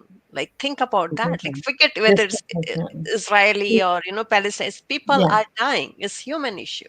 Sorry. Yeah, go ahead, Shelly. I agree. And if I rein myself in and bring us back to our conversation here, we just need to look at the statistics of impact, and realize that this is not a balanced situation, and that attention and support needs to go to where the greater oppression is being enacted. Okay, I'll leave it there. I'm going to share two stories quickly because I think I took up some time there. I think it's important when I reflect on my own experiences of unconscious bias, that the natural place we each go to, because, humans go to because it's the place I felt the most, I needed the most healing on, is the place where I was subjected to unfairness. But I also want to share a story of becoming conscious of unconscious bias, where I wasn't in the marginalized position, I was in the privileged position. So the first one, I think I'll tell the story of I don't talk about it a lot because, as an Indian, as an Asian, so my non-completion of my PhD, there we said it, failure as a human person. But I do want to talk about how this is when, so I spent half my life living in Ireland, and I was doing my PhD in Ireland. My area of research was how racism was institutionalized in Ireland, and my focus was on starting with outcomes and moving backwards. People couldn't quite understand this, especially I'm neurodivergent, so I see things quite from a different perspective. And they kept saying, which institution are you picking? Which institution are you picking? And I was saying, no, I want to do grassroots research on the most marginalized communities and let their stories show you all the institutions, like where the institutions are struggling. Anyway, so I was there as a PhD candidate, the only person of color immigrant in the area, the only person doing research in this intersection. And while my department, I still have so much affection, and my department head is someone, she's such an iconic activist in Ireland, so gutsy, just constantly leading. I still think of her and think, what would she do in this moment? And yet they could not think about me at all as an immigrant woman of color. Not, my background is Hindu, so quite outside of all those Christian traditions, disabled, and people aren't even acknowledging that there's a disability there, could not think about me. And while I was doing my PhD, rather than supporting me to complete my thesis, they kept asking me to do other projects in the department, to write a report on the racism or in the institution, to interview international students. And I kept doing this work. And the unconscious bias to realize that they didn't even remember to support me as a PhD student and to see me and hear me and help me, to the point where I ended up exiting out of the program. And so as a person with multiple marginalizations, they did not notice that they were treating me differently. I did not notice that I should have some confidence or self-belief to expect something else. I was being led by people within it. So then I end up one of the many statistics of women of color, colonized women, immigrant women who don't achieve their PhD. And there were so many extra steps put in front of me, or just not even thinking about me the way they thought about other students who had. I also come from a very poor background, and so I probably had all those behaviors there where I didn't feel entitled to the system, or feeling like this is my right to be here. So that's the experience of unconscious bias. If I was to do it again, and of course I can do it now, I'm older. I was a very young adult in a different country, isolated. If I was to mentor someone on that now, I would say to them, you know what I needed? I needed a mentor. I needed somebody who could guide me and see me and care about me. I needed someone who could see the situation outside of myself. I think Camille was talking about, she went into her professor or whatever, could see the situation outside of herself, give her that strength, give her that guidance, give her a direction to keep going. And so isolation is a big issue. I want to talk about another story where I saw unconscious bias the other way. So the part of India I come from, people, I hear it in the media sometimes. It never comes up in the media. And when it comes up, it goes, oh, the poorest part of India. Oh, that's still the poorest part of India. And it's the poorest part of India because it was the most crushed under British colonization. It is a very historic part of India. So Indians themselves have biases. When I say that I come from Bihar, sometimes Indians are like, oh, you're a disgusting person. They have jokes against Biharis, they think about that. But because of that situation, Mahatma Gandhi, he actually did a lot of his learning in Bihar. It was when he came and saw how the peasants and oppressed people in Bihar were resisting this oppression through the nonviolence that's in our culture. He was shocked and he was impressed, and he stayed in Bihar for a couple of years to try and help. And that is where he became determined that the British had to go. And so my father grew up in an area there, and the very first school that my father went to was one of Gandhi's experimental schools in his living time. So I was raised in a family that really believed in creating solidarity, especially between the Hindus and the Muslims, creating solidarity, not being divided and conquered, using all these practices. And around the age of 9 or 10, I became really conscious that my family felt this way and believed this way. It became conscious teachings. But when I was an older teenager, I looked at my family and I noticed. Now, we were in Alberta and we were isolated from Indians in general, but we did have a few Indian friends. And I noticed that all the Indian friends we had were Hindu of our same caste. And I thought, we don't know any Muslims, or my parents they're not friends with any Muslims. How is that possible that they care about this so much? My father would read the Quran once a year. Every year, from when I remember. That was our teachings. How can people put so much effort and belief and principle behind this? But the outcome in our lives were we actually weren't close friends with any Muslims. And so that's another layer of unconscious bias. And as an older teenager, I made a decision that if I ever met a Muslim, which at that time in Northern Alberta and small places, it felt like, if this ever happens, I would try and be friends. And we were just right outside of the city of Edmonton. So it's not like we were that isolated at that stage. We'd moved kind of close to the city of Edmonton. It was within the next year or so that I went to the University of Alberta and turned a corner and met so many South Asians and met Muslims for the first time. And I'd had this in my head. If I ever met a Muslim, I would try and be friends. And so I concentrated on seeing, would you like to meet up? Can we go out? What do you do? Whatever. And my life opened up. But the piece I want to say is, the proximity, when you love a human person across these divides, and when in your natural relationships, you then learn about a person and a culture and you share of each other. I found that because I speak Hindi from Northern India, Hindi and Urdu are interchangeable. And it was, a group of people that I could speak my language with, when we were together. And so I was able to, through my experience and those decisions, break down those unconscious biases that I had learned in that Hindu-Muslim conflict, which is still a struggle, and we have to break that down. Wow, such touching stories, hey? And I must add here, Shalini, I mean, when I'm sure you can relate to that, but when we grew up in multicultural societies, I mean, Hindus, Muslims, Jews, and Catholics, we all went to school together. We didn't even know there were differences, but it's, yeah, we can go on and on, but I am just looking at the time, and no, these stories are great. So let's move on to the other one. Now, all you women are in leadership positions, and my question would be, Fatima, I would start with you. So, what as a decision maker, as a leader in your organization, what steps you take when you become aware of biases in your workplace?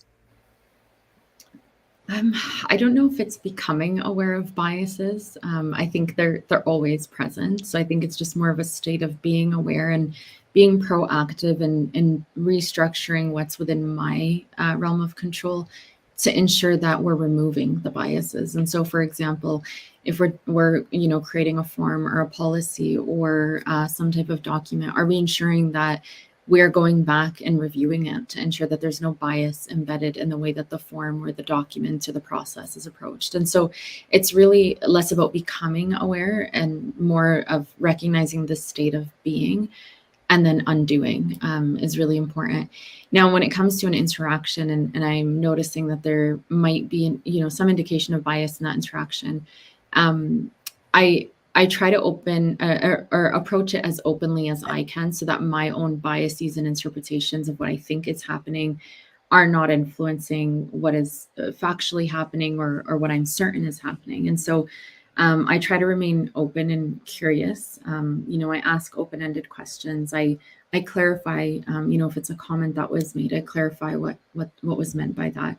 If there was a decision that was made and put into, let's say, a process, and to me, that's a pretty biased step in a process that we're adding, and I know it could cause some harm, I'd approach that with curiosity to say, you know, what was the decision behind putting this in here, and is there a purpose, and is there a benefit, and let's talk about who it could potentially harm. The government of Canada has the GBA Plus tool, which is a great tool, and then I believe it was the Ministry of Women and Culture back when it existed for the Alberta government that then took that and adapted it into what they called the ABCs of inclusive decision making. And that's where you kind of go through the step-by-step process. A is assumptions. So what assumptions are we making? B is who could be left behind based on those assumptions. C is who we're connecting with to overcome those assumptions. D is what data we're looking at or what data is missing, which is also a big gap area in bias. And then E is how we're evaluating and ensuring that an equity or equality for all in terms of the outcome. And so really taking that approach to anything and everything, and again asking myself what assumptions I'm bringing, and then also as we're kind of going through processes, asking others, you know, what assumptions are we making if we're recruiting for a position, for example, you know, what assumptions are we making by posting a position online and having it open for 10 days? We're assuming that people have access to internet. We're assuming that people have the access to technology to be able to know how to use our very complicated database for recruitment. We are assuming that people are going to hear about the posting through the websites that we're posting on, and maybe the people who have access to those websites is not inclusive. And so really thinking about what are all the assumptions we make in our decisions, and then how we can kind of undo that. You know, looking at who's being left behind. Are we leaving behind people who don't have the luxury of submitting an online application and for whatever reason need to mail their application in? Are those people being left behind? Are we even giving that opportunity? Are we doing proactive outreach to communities who already have barriers to accessing employment to then ask those questions about how to reduce those barriers? So that's just one example in terms of recruitment, but overall, just really thinking about how do we ensure that we're reflecting, we're questioning, we're being open, we're being curious, and looking for room to undo anything that's been done that could be creating barriers for people. Camille, how would you approach, like, say, if you became aware of there was some bias going on in your workplace as a leader of that organization, how would you approach that? Absolutely. And I can give you a clear example of when I had to realize my own bias. At Buy Blacks, I'm the editor-in-chief. And so it's my responsibility to recruit new writers, etc. And I was speaking with a friend and expressing my frustration at how I couldn't find good writers. And I was like, where are all the good writers? Like, you know, it's just so difficult. And they said to me, well, where are you, where are you going? And I said, well, where do you think? In journalism schools, of course. And they're like, well, and it was a silence. And it's a good friend, and they also do inclusion work. And it was a real kind of kick in the butt, because I was like, wow, I'm not even following my own advice that I give to my own clients. And I was like, you have a bias, Camille. You have a bias in the sense that you have been trained and conditioned to think that only journalism school graduates deserve to be journalists or are real journalists.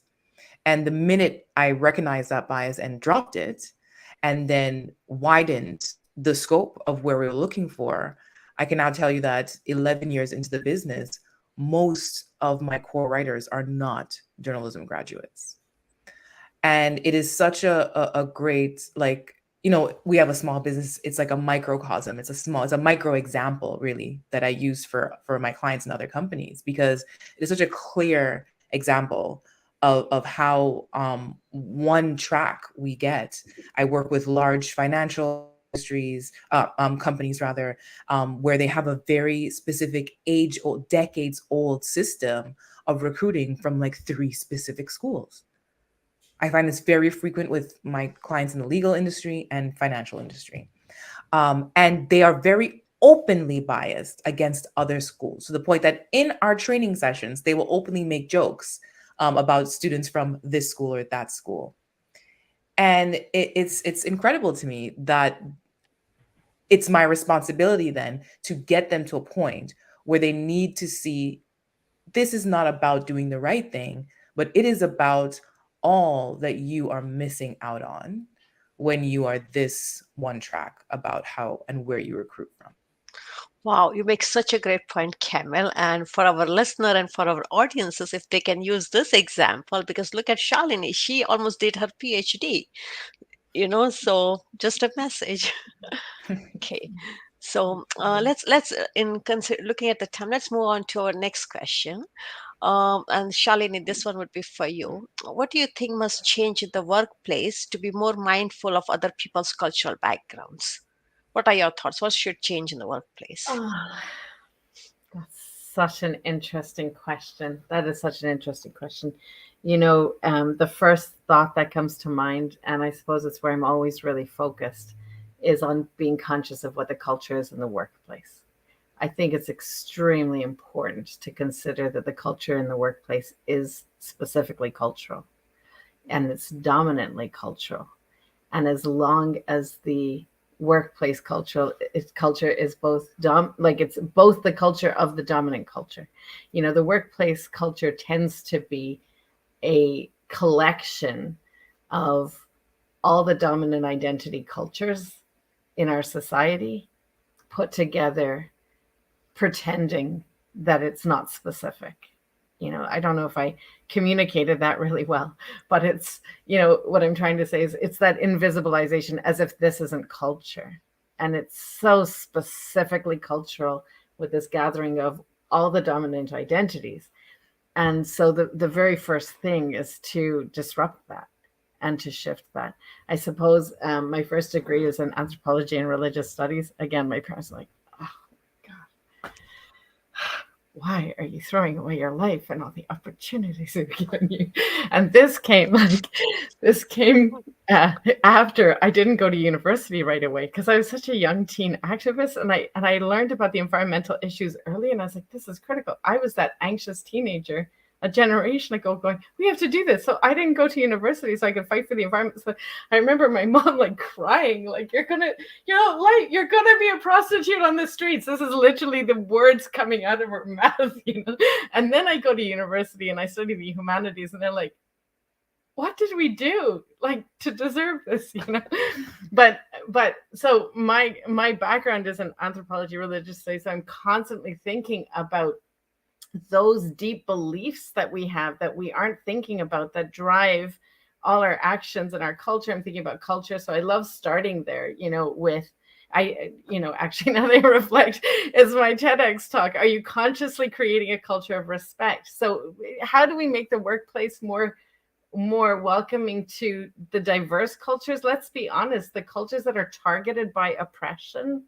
it's not that we just want to open this up to make it a more multicultural space. We want to challenge the oppression of racism, of Islamophobia, of anti-Semitism, of the incredible oppression against Indigenous people, going on and on and on. How do we do that? Well, we have to look at our workplace culture and break down the dominance in it. And I suppose the things that I think about are, start with your core values. Again, let's go back to your core values. But you have to take steps to consciously create culture. And I realize I'm on a roll, and I may not be giving people the specifics they want. So again, I'm going to rein myself in, and I'm just going to finish with this piece. Obviously the culture is created by a few things. These not necessary, nonsensical values and ideas that are promoted as good business culture. They're not needed. We don't, let me give you an example, your dress in the workplace, this whole phenomenon where women had to wear pantsuits, or you have to wear, this culture that we have that doesn't celebrate color, or what are you wearing? We have to identify where are we enforcing dominance, and we have to shift it. We have to create actual policies, actual practices that are based on our values, so that we can actually enact a new culture. But when people talk about hiring diversity, this question is really about, how do I make it a better place for some person with some diverse identity to come in at some entry level and not have such a terrible mental health experience in my organization that they exit and leave? Like, this is what we're talking about. And of course, we want leaders of those diverse identities in the organization forming new culture. We need that. But if we don't form the culture based on the ideas and the needs of the most marginalized and impacted, then our employees will have a dissonance.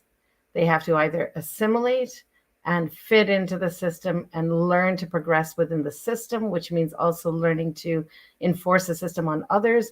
Those will be our models that excel and we didn't change anything. Or we're going to have employees who are having an incredibly hard time and they're deciding, why are they wasting their lives staying here? Or how do they get that paycheck to stay alive and keep their families going when they cannot be themselves? So again, sorry about the obvious neurodivergence where I kind of gave you the big picture and didn't maybe rein in the small steps, but I'll let my other panelists. Yeah, yes, Cameron, would like to hear your thoughts, and Fatma, if you can share your thoughts too. What I leave all of my clients with when they inevitably ask me the same question, are 2 or 3 key questions that I encourage them to ask themselves. And for anyone listening, feel free to write these down. I ask them to ask themselves, what are we doing to create a work environment where team members, 1, feel safe to share information about their lived experiences? What are we doing to create a work environment where team members, 2, feel safe to point out when they have been excluded or harmed? And lastly, what are we doing to normalize conversations around identity? Fatma said in the beginning, we all have biases. None of us are free from this. But the more we can normalize saying that and talking about that, the easier it is for us to mitigate against our biases. If Fatma and I are on an interview panel together, for example, say we work together, right? And we're about to interview a candidate. And I can say to her, Fatma, you know what? I grew up in the Caribbean. I grew up in St. Lucia. And if this candidate is from anywhere near any of the Caribbean islands, I will automatically want to hire them. I'm just letting you know that because I have a bias in favor of people from where I'm from, right? I can tell her that, and she can tell me she has a bias against people with mustaches or people with British accents, whatever it is, right? And by the way, in my years of this work, when I ask people what their biases, it is the most hilarious, mundane, out of pocket things that that people have biases against, right? And if we can normalize talking about that, then it means then that we can then graciously hold each other accountable for our biases, right? So just as my friend held me accountable and gave me that awkward silence, Fatma and I can do that for each other. After the interview, she can say to me, do you think you might be operating on a bias here? Do you think that your preference for this might be influencing your decision here? And I can say, yeah, you know what? Let me take a second look. And it's not a thing where she has to drag me to HR or write up a report about me or like whatever. But these things happen because we have not gotten to a point where we're willing to normalize talking about the fact that we all have these biases. We're all trying to pretend that we're all like, perfect, EDI practitioners and HR people, and we never make mistakes, and we're going to call out people when they make mistakes, right? But we're not creating, as Shalini said, consciously creating a culture where people feel comfortable talking about these things. We are nowhere close to creating a culture in workplaces where these conversations are normalized. And the only way that happens is if we continue to have to send their employees to conferences like these or bring in people like us to have these conversations instead of looking around at the one person of color in your office and asking them to hold a lunch and learn. And then people are looking at them all awkward afterwards. And then you have this tension and you have all this, like without a trained facilitator in this, you don't get anywhere. Without shared education, without us investing in our education, we will not get there. So, Fatima, let me rephrase some of the pointers so that we can get to the other two questions too. So, say as a leader in your organization, if you became aware of some kind of bias that one of your employees was facing, as a leader, how would you tackle that? How would you tackle that? Um, Definitely first and foremost, centering their experience, their voice, being there for them and validating them. I think being that support person for the person who's on the receiving end of any type of bias or inappropriate behavior.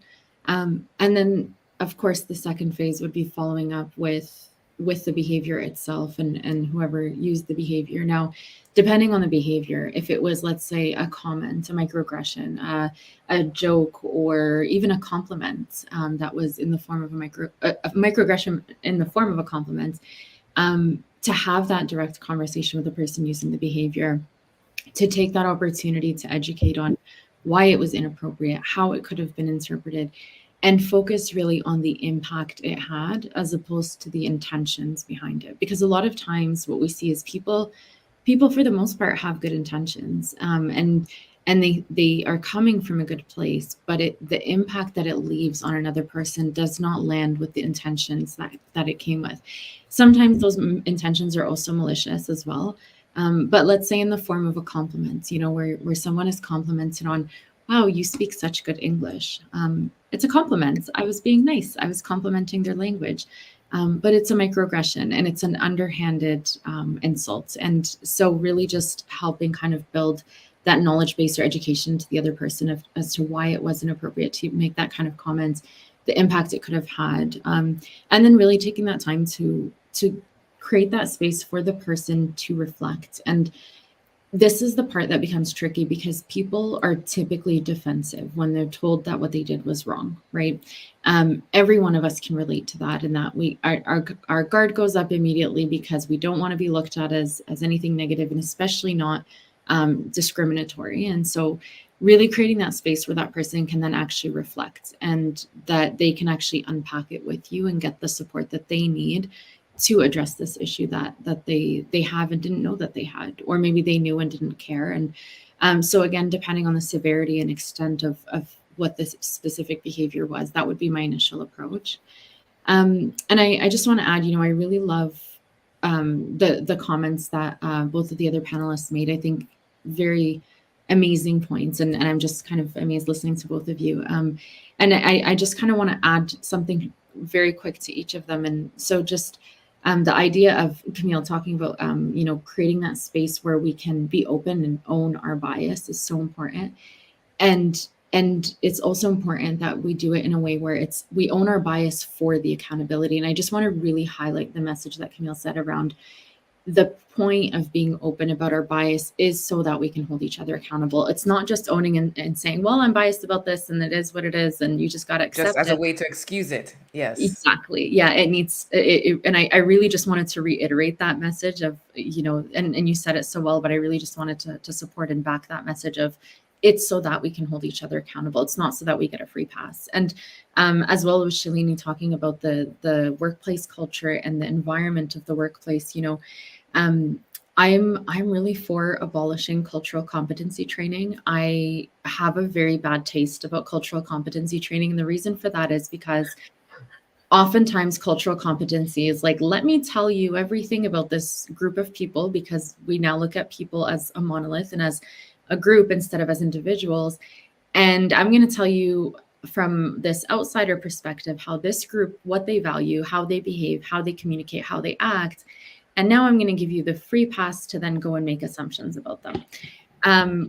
What I am in favor of is cultural safety training. And that's more of, how do you ask the right questions of the individual in front of you on what their beliefs are, what their values are, what's important to their interaction with you, their communication style, etc., so that you're treating people in a way that's safe to them. Because when we talk about culture, culture is not just your ethnic identity or your place of origin and how that influences your culture. It's also so many other layers to your identity. There's our workplace culture. There's the culture of the geographic location we live in.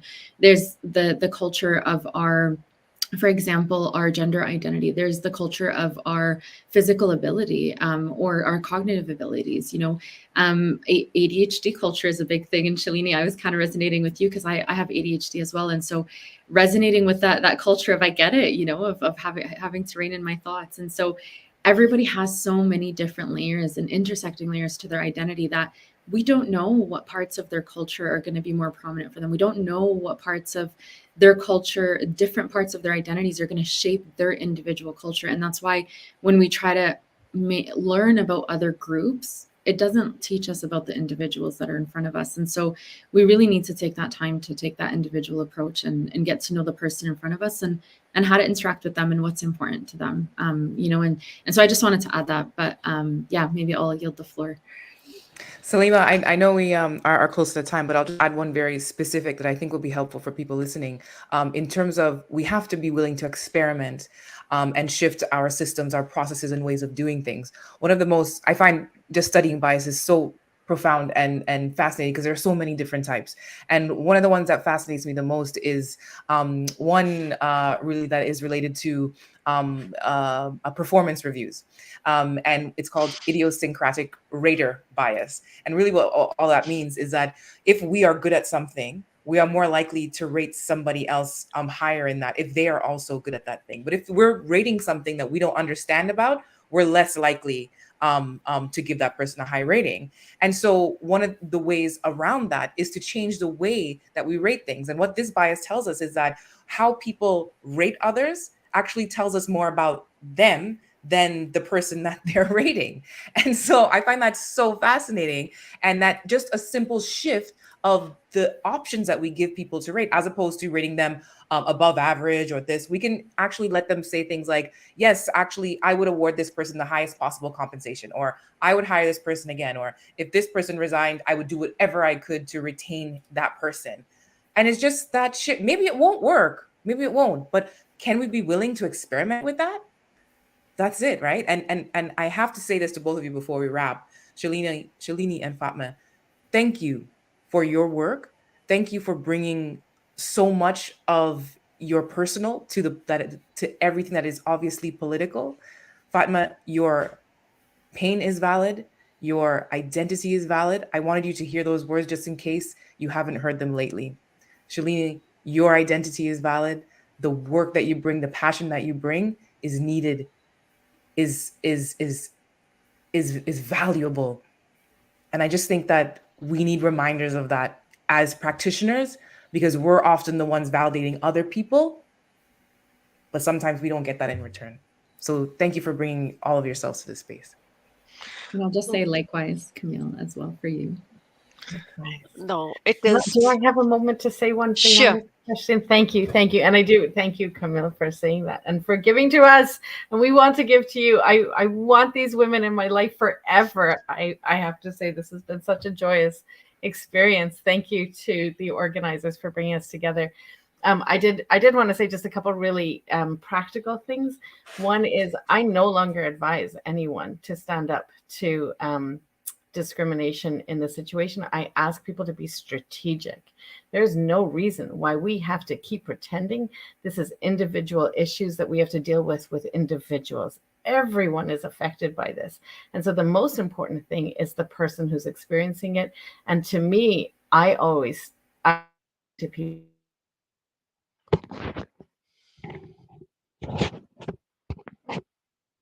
being lost here.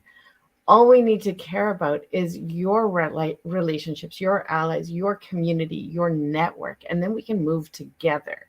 So you get to decide if you want to challenge someone in any moment, but I want you to know that you get to decide to challenge someone when you are backed up.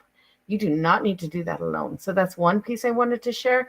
And the second piece I want to share is, as a leader, I assume unconscious bias is happening all the time.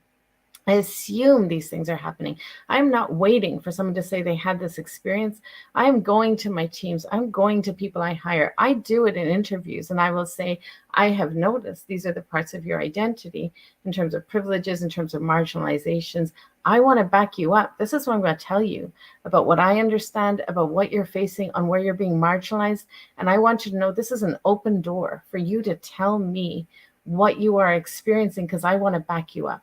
And on the other side, with your privileges, I want to let you know that this is going to impact relationships and our work, etc. And I want to see how you're going to handle it in that conversation when we are working to back everyone up here and we have to have these conversations.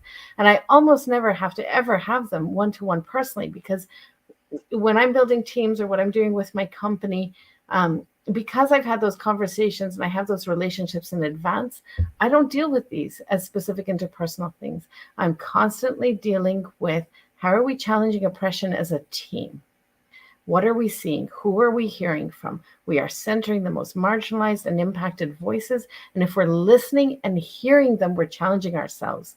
And I rarely have that situation where I need to go and challenge somebody. I might take them aside and say, did you see it? Let me help you. And I'm doing it to help them because we're working as a team. And I know I am in smaller organizations. My company is small. I build small teams in different places that fit into things. I do think that people have the chance to understand that wherever they are a leader, they can create a culture for their own team.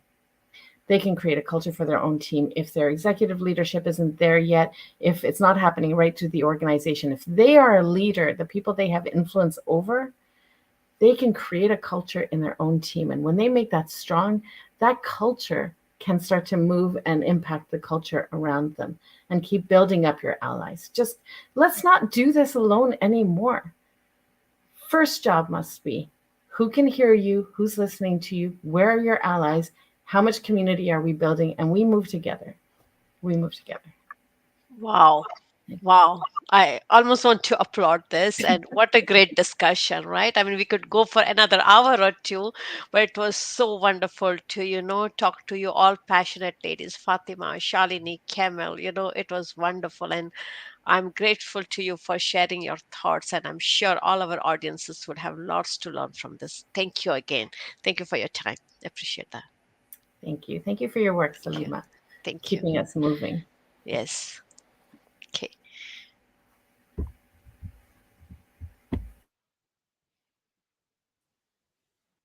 All right. Wow. Such an inspiring and wonderful panel discussion. I think it was so thought-provoking for me as, listening to these personal stories. And thank you for sharing your lived experiences with us. I think it takes a lot of courage and bravery to be able to share a piece of you in your lives, as well as related to the context of what we are talking about around biases and how do you tackle that. So thank you everyone on the panel for such a wonderful discussion.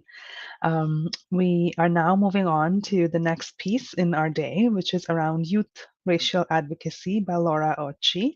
And I'll just quickly introduce Laura here. Laura is a Ghanaian Canadian woman in her third year at the University of Alberta. She's pursuing a Bachelor's of Art degree in psychology with a biology minor. After she completes her graduate studies, she hopes to continue with graduate studies so that she can fulfill her dream of becoming clinical psychologist. Laura is an advocate for mental health care, especially for BIPOC communities. She also possesses a passion for working with youths. As an executive member of the University of Alberta Black Student Association, Laura aims to continue fostering a sense of community among Black students on campus. She also strives to organize events that aid in the professional development of Black students on campus. It's my pleasure to invite Laura to this conversation and lead us to the discussion on youth advocacy. Laura, over to you.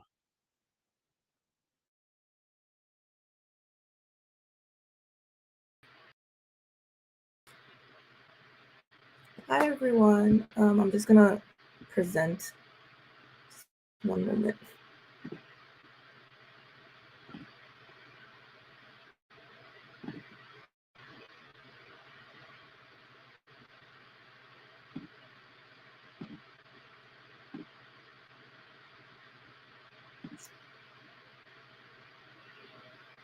Okay, so hi everyone again. Today I'll be talking about youth racial advocacy. So before we get into that, we need to understand what racial advocacy means. The term racial advocacy refers to efforts that promote and advance racial equality and social justice. It involves advocating for policies practices, and societal changes that address and rectify systemic racism, discrimination, and disparities that affect marginalized racial and ethnic groups. So the next thing that we need to understand is why youth advocacy is so important. Youth have historically played a critical role in driving social change, from civil rights movements to environmental activism. Their energy, passion, and fresh perspectives can challenge the status quo and pave the way for a more equitable society. It's important for adults and institutions to support and listen to youth voices in these efforts because they are often at the forefront of driving meaningful change. So although youth advocacy is important, they are often held back and discouraged by challenges like skepticism and stereotyping, building credibility, and safety and security. So touching on skepticism and stereotyping, youth advocates may face skepticism from adults who underestimate their capabilities or dismiss their concerns as youthful idealism. And then building credibility, earning the respect and credibility of older advocates or policymakers can be a significant challenge for youth advocates. Youth may lack the experience and expertise that older advocates have, and youth may lack, and making it challenging to be taken seriously by policymakers and organizations. And then with security and safety, in some cases, youth advocates advocating for controversial or sensitive issues may face threats to their safety, such as repercussions from peers or relatives. So there are several ways that youth can influence lasting change in societal structures and norms. The ones that I will touch on today are technology or social media and community engagement. So with technology or social media, since social media continues to be more and more accessible, youths can utilize outlets to learn about and spread awareness about issues they are passionate about. Youths can leverage technology for advocacy, whether it's through online petitions or social media campaigns. And then with community engagement, youth can get involved in local or wider spread initiatives to address specific issues. Community engagement also helps to bridge the gap between generations by working with older individuals who may have more experience in advocacy and social change. So an example of how youth can utilize technology or social media for advocacy is hashtag Cancel Canada Day. Hashtag Cancel Canada Day was a prominent online youth-led movement that was trending on social media in 2021. This movement was led by Indigenous youth for the purposes of recognizing Canada's history of violence and discrimination against Indigenous communities. This movement generated lots of social media coverage and resulted in the cancellation of some Canada Day celebrations across the country. And then in terms of community engagement, a present-day youth-led initiative that aims to combat some challenges faced by racially marginalized communities is Black Women in Motion. Black Women in Motion is a Toronto-based and youth-led grassroots organization that empowers and supports Black women, girls, non-binary, and gender non-conforming survivors of gender-based violence. The platform works within an anti-racist, intersectional feminist, trauma-informed, and survivor-centered framework. They foster an environment that is inclusive to Black survivors of intersectional identities and experiences by providing tools for survivors to thrive socially, mentally, economically, and also culturally.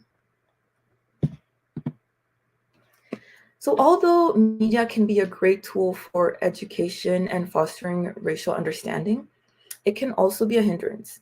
So examples of how media can foster racial understanding is by promoting representation, challenging stereotypes, empowering marginalized voices, and exploring complex issues. And touching on promoting representation, media that includes diverse racial and ethnic representation can help audiences see and empathize with individuals from different backgrounds, which fosters understanding and inclusivity.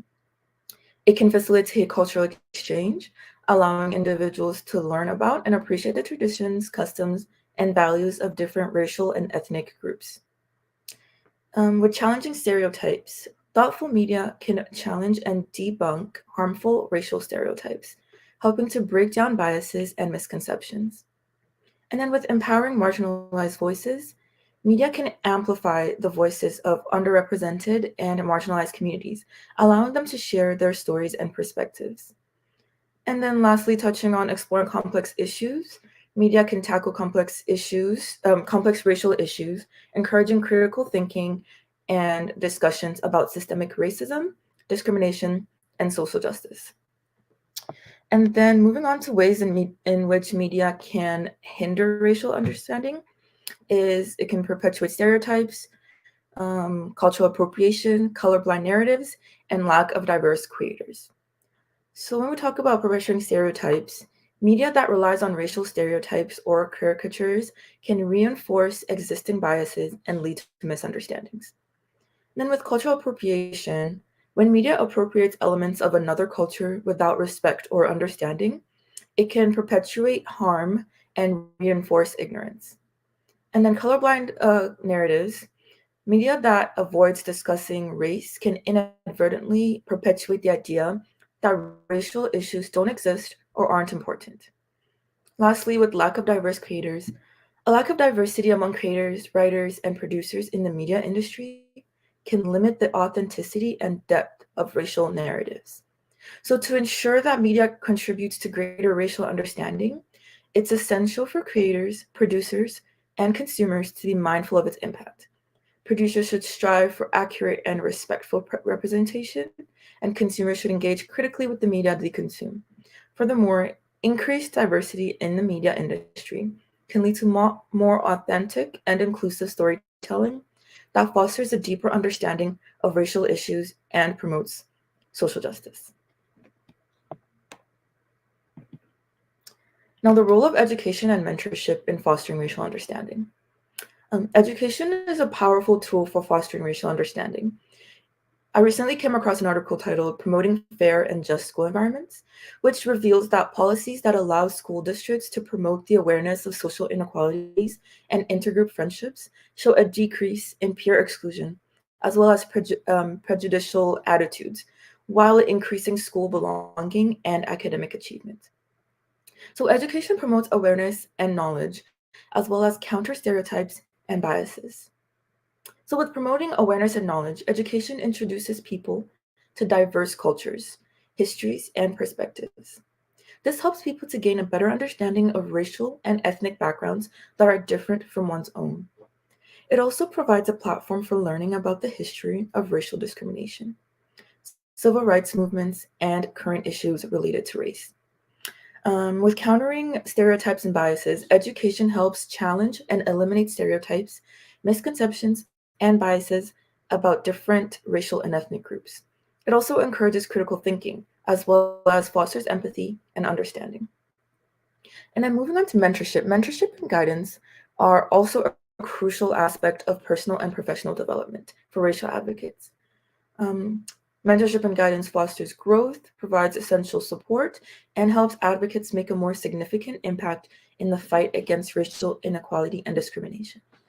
Moreover, mentorship contributes to sustainability and continuity of advocacy efforts, passing down knowledge and experience to the next generation of advocates. In sum, education is a powerful tool for combating racial prejudice. Um, it equips individuals with the knowledge of skills needed to become informed, empathetic, and active participants in the fight for racial understanding and social justice. Schools, educators, and policymakers have a significant role in shaping the way that education fosters these ideals. So in conclusion, continuous learning and growth are crucial for racial advocates. They enhance knowledge and the ability to adapt to a rapidly changing world. Advocates committed to racial justice must remain dedicated to ongoing education, self-reflection, and personal development to maximize their impact and advance the movement towards racial equality and equity. Thank you so much for your attention.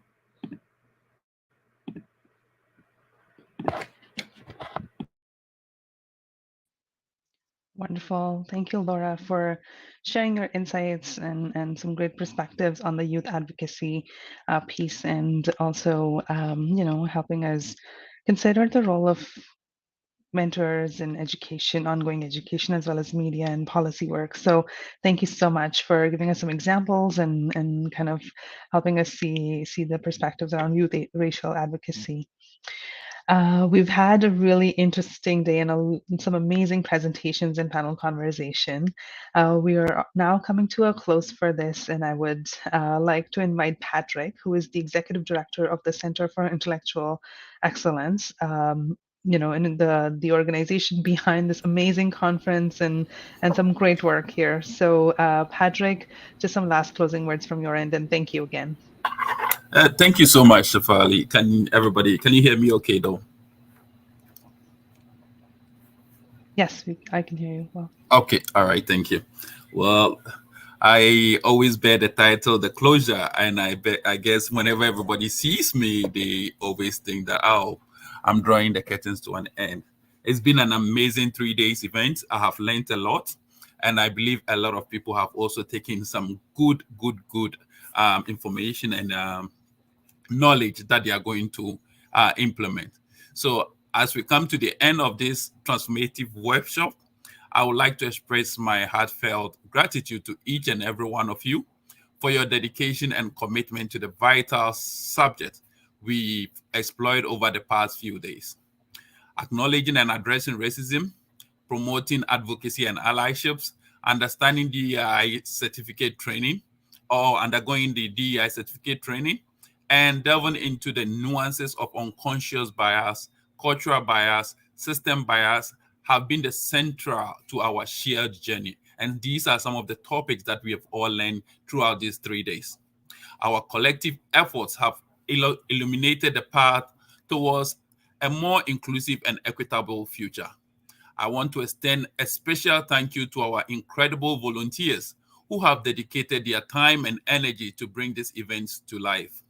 Without your hard work, enthusiasm, this workshop wouldn't have been possible. To all our staff members and participants who completed the DEI certificate training yesterday, you have taken a significant step forward. I urge you to carry this newfound knowledge and understanding into your communities, your workplace, and your everyday lives. Make a difference. Be the change you wish to see, and let your actions echo the principles you've discussed here during these 3 days. Let this workshop be the starting point of your continuous journeys towards a more just and equitable society. Together, we can challenge bias, advocate for change, and be the allies in the fight against discrimination. The impact of our collective effort will undoubtedly reach far beyond these walls. Obviously, to our sponsors and partners, City of Edmonton, Government of Alberta's Ministry of Immigration and Multiculturalism, Government of Canada's Ministry of Families, Children and Social Development, and lastly, Canada Red Cross, we thank you so much for believing and investing in our cause to pursue an inclusive and a belonging community in Alberta and Greater Canada. Thank you for your unraveling commitment to this essential cause, and may we all continue to be agents of positive change in our perspective spheres. Thank you, and this officially brings the 3 days workshop, that is the R.A.C.E Inclusify workshop, to an end. Have a great day and enjoy the rest of your day. Goodbye for now.